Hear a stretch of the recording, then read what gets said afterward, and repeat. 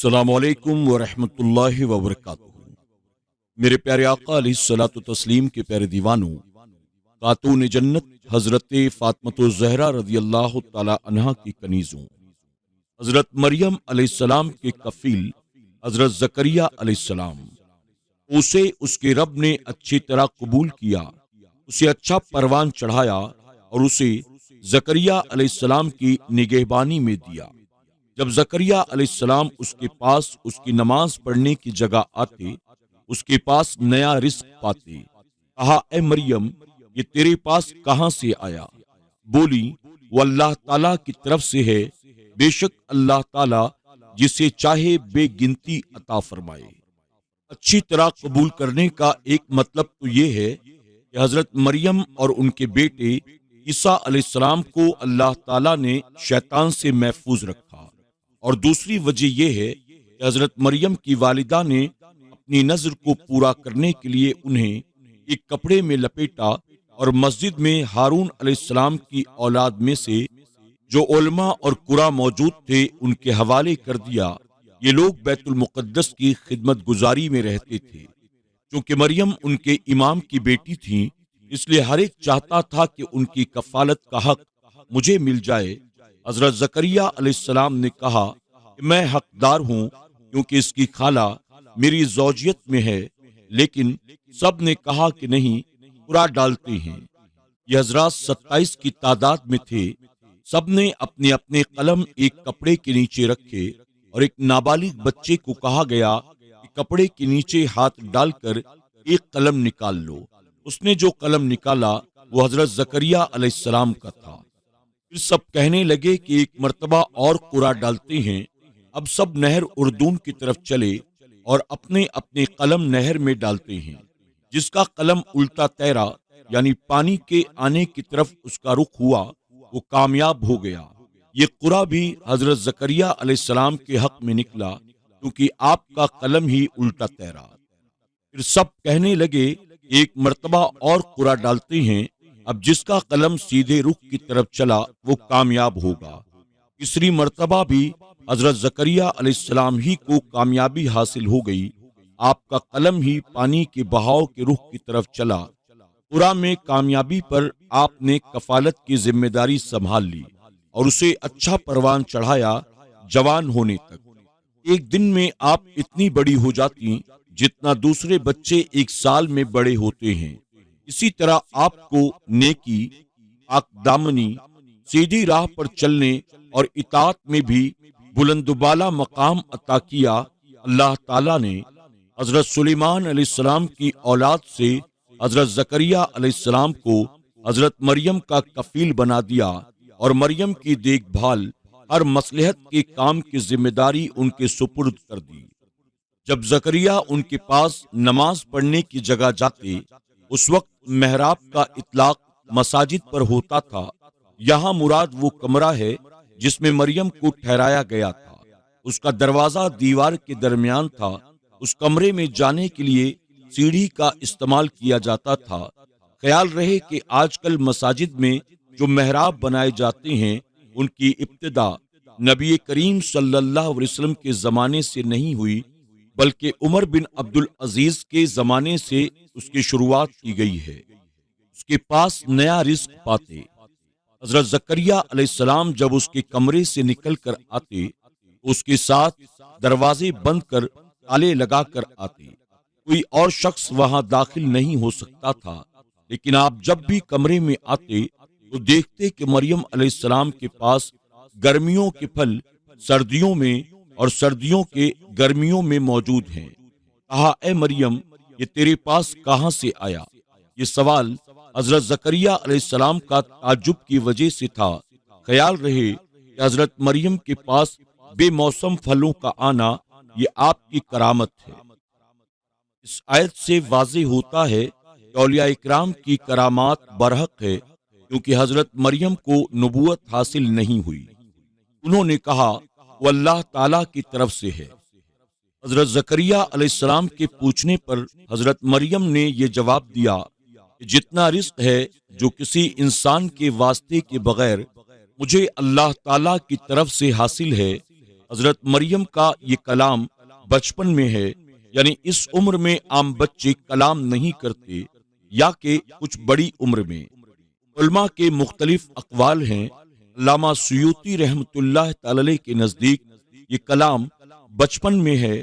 آپ نے ایک نظم میں ذکر کیا ہے 11 شخصوں نے بچپن میں کلام کیا ہے۔ پہلا نبی کریم صلی اللہ علیہ وسلم نے، دوسرا یحییٰ علیہ السلام، تیسرا ابراہیم علیہ السلام، چوتھا مریم علیہ السلام، پانچواں جریح سے تہمت زائل کرنے والے نے بچپن میں کلام کیا، چھٹا یوسف علیہ السلام سے تہمت زائل کرنے والے نے بچپن میں کلام کیا، ساتواں اصحاب اخدود میں ایک بچے نے ماں کو کہا کہ تم اپنے دین پر قائم رہو، آٹھواں ایک عورت پر تہمت لگا رہے تھے وہ خاموش تھی، ایک عورت نے اسے دیکھ کر کہا میرے بچے کو اللہ تعالیٰ ایسا نہ بنانا، بچے نے کہا اے اللہ تعالیٰ مجھے ایسا ہی بنانا، یعنی یہ عورت بے گناہ ہے۔ نواں فرعون نے جب ایک عورت کو ایمان لانے پر عذاب دیا اس کے بچے نے دین پر قائم رہنے کی تلقین کی۔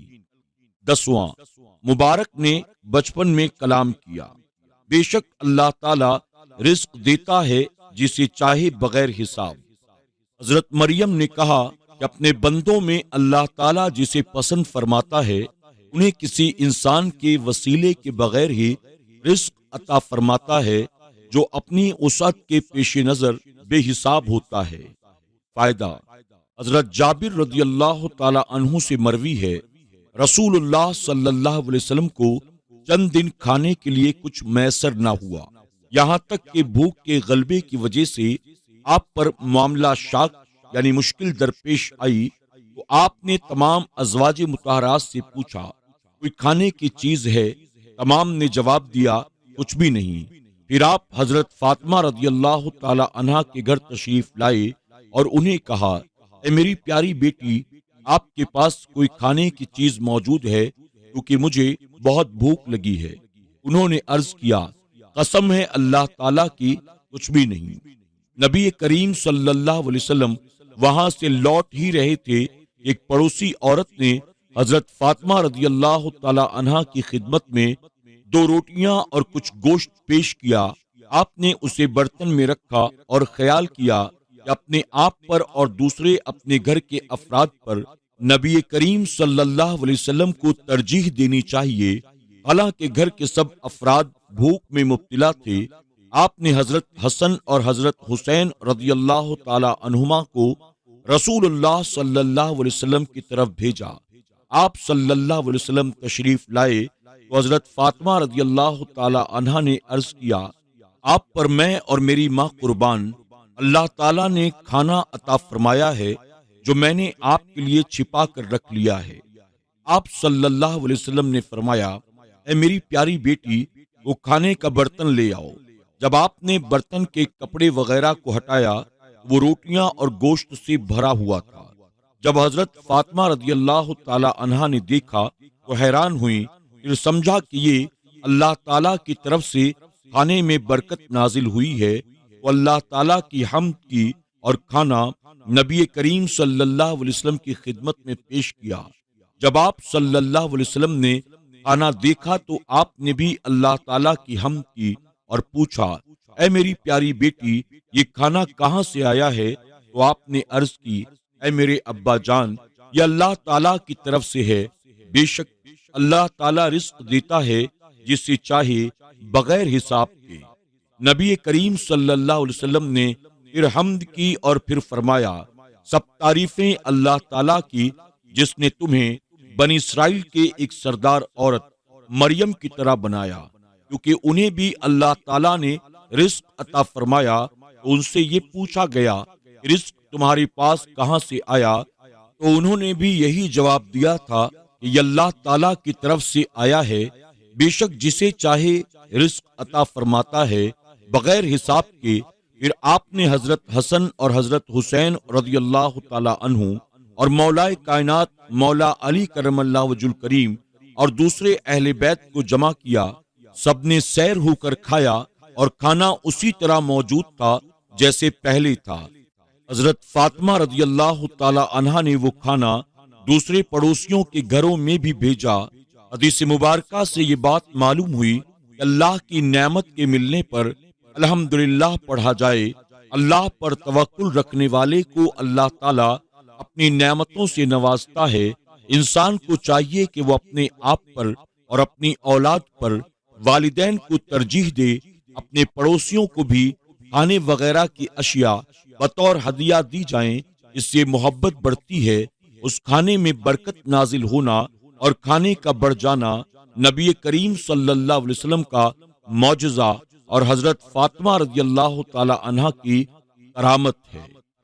میرے پیارے آقا علیہ الصلوۃ والتسلیم کے پیارے دیوانوں، خاتون جنت حضرت فاطمہ الزہرا رضی اللہ تعالی عنہا کی کنیزوں، آج کے درس میں بس اتنا ہی۔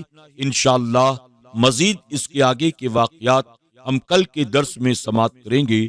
آپ تمام سے ادباً گزارش ہے اسی ذوق و شوق و محبت کے ساتھ درس کو سنتے رہیں، علم حاصل کرتے رہیں اور انبیاء علیہ السلام کے واقعات کو سن کر اپنے ایمان کو پختہ اور تر و تازہ کرتے رہیں۔